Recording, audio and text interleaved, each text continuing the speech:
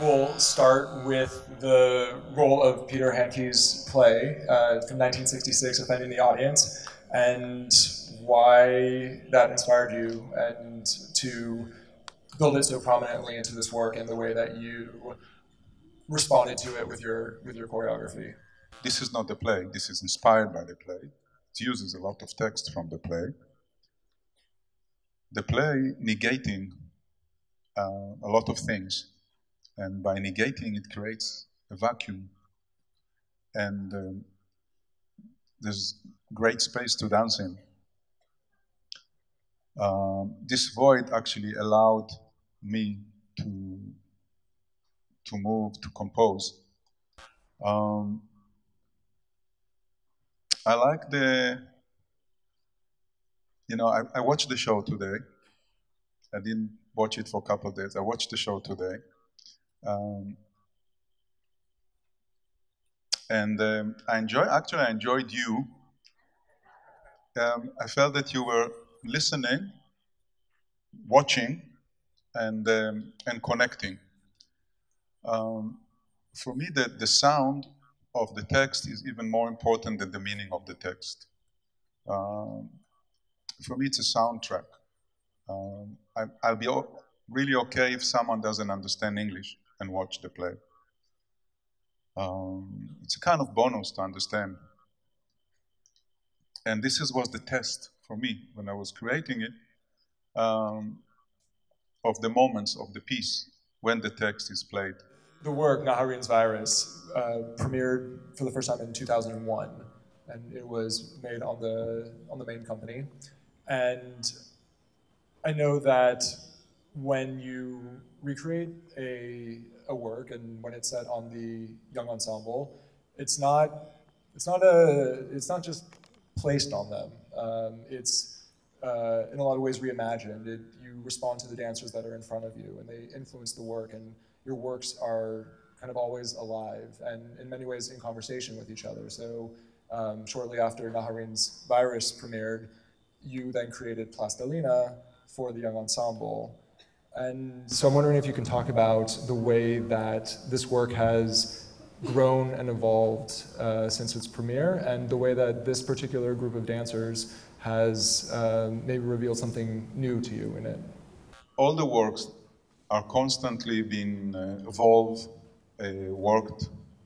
It has to do with the dancers, it has a lot to do with the research that we're doing, and also has a lot to do with the fact that I'm giving time to look to what I sometimes consider weak in the piece, something that I like to change, new ideas that I have. Many times new music come in, a whole section can be deleted.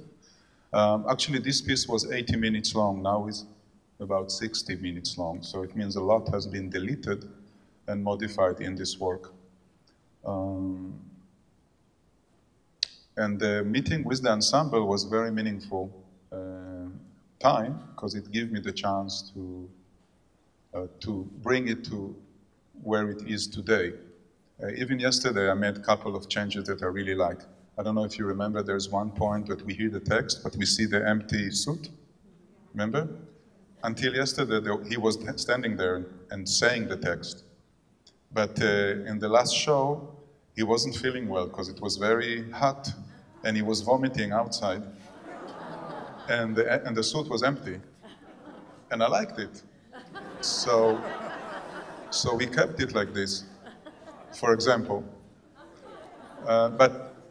And so things like this happen with accidents, but also with the research and with the time that we have.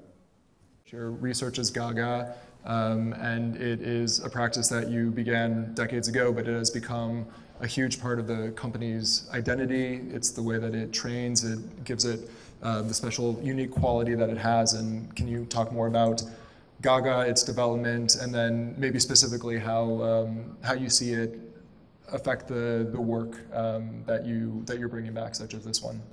With Gaga, we have to listen to our body before we tell it what to do. And the listening has a lot to do with our relationship to the outside world, to the scope of sensations.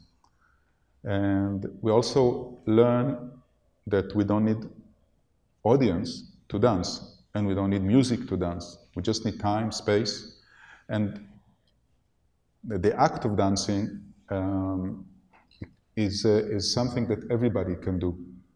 And we offer Gaga to people that have no ambition to dance.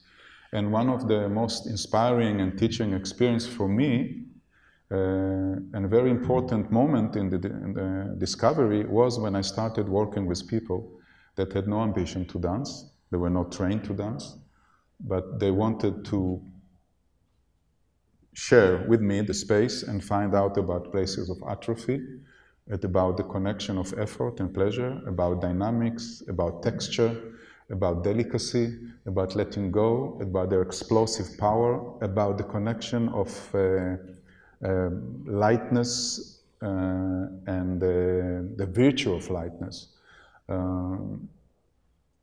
So when the dancers or non-dancers turn up the volume of this listening, they can go beyond the familiar limits on a daily basis. And that's actually something that we become addicted to. We need to feel that today we find something new, or the volume of something become either, it's about exaggeration, but it's also a lot about understatement. And when we realize that we never, that it's not about being perfect, it's not about think that we ever going to be perfect, but it's about being magnificent while we connect to our faults and weaknesses, then they can constantly grow. And it's a lot about repetition. It's a lot about the love of repetition. The idea of discovering something new, a lot of time comes from doing similar things every day for a lot of time.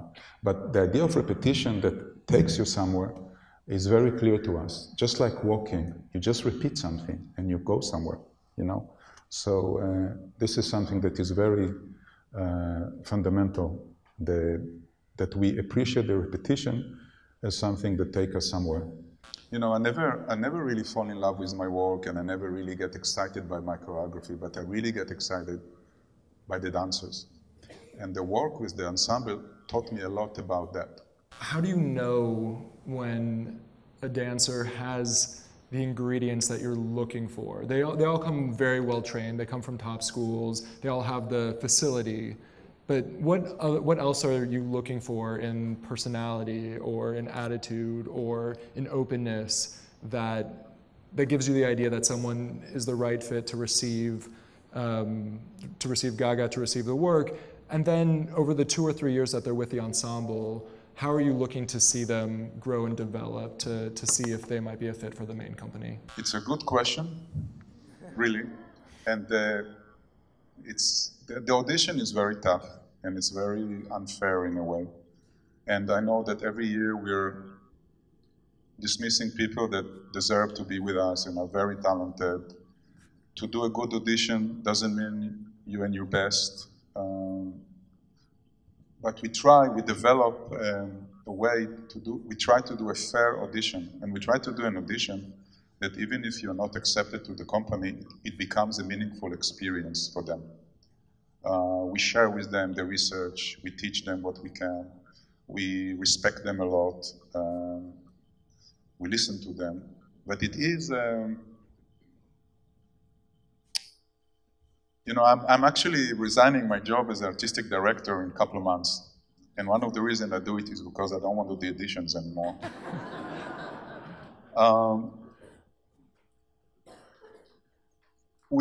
For the ensemble, we look for what I told you before. It's about people that I can see the hidden treasures. I can see the potential of it. And I don't think there is a type that I look for. And you can see the company, you can see that there is no a type. But I think what is common for this group, that it's very intelligent, very creative, very passionate, very imaginative. And also, we all have something in common, which is we agree about why and how we want to dance. And it affects also how and why we want to be with each other, how we want to treat each other. And this is something that sometimes you can feel from someone in an audition, sometimes not. We've made mistakes. But this is something that definitely, when we spend with them 2 or 3 years in the ensemble, we get to know them very well. And sometimes not everybody that deserves to be in the company is in the company because it has a lot to do with the opening. Like this year, we only had 1 contract to give to, and we have 10 people almost that are graduating, finishing the ensemble, but only 1 contract in the company. To go back to the work that we saw tonight, there's one moment that I think we really get to see kind of the individual personality of some of the dancers come through, and that's when they're standing up in the line and they each get, you know, a few moments to, for lack of a better word, freak out. Mm-hmm. And this is a section that has also been part of Decadence, so some of you might have seen it before. I'm curious what the instruction is for that section, and so what are you looking for from them? What are you asking them to reveal in that moment? It's actually, I've tried anything to help them. I've told them so many different things over the years, and I'm still looking for what is it that will make them will make the moment right. But it started when I first did it. It started from the image of pressure cook. You say it's like a cook that you seal the steam, yeah. And then when you finally get this 8 or 10 counts to dance, it's like you let the steam out. But then when you let the steam out, it's like you still want to contain it inside the form, actually of ballet it was. It's like you want to keep the form, but because you explode, you cannot hold the form, yeah? So that was the image then. But then we went to a lot of other things, like it's about groovy, speed, it's about effort. A lot of time I tell them what not to do. I try to avoid this don't, but for example, we have codes or rules, and some of the rules has to do with negating things, you know. For example, in the Arab line, they're not allowed to do curvy, round things, yeah? Because it's something they very easily can fall into. So they know it's not allowed.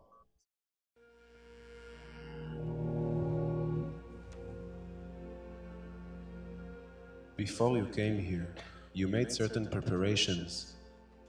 You came here with certain preconceptions. You went to the theater. You prepared yourself to go to the theater. You had certain expectations. Your thoughts were one step ahead of time.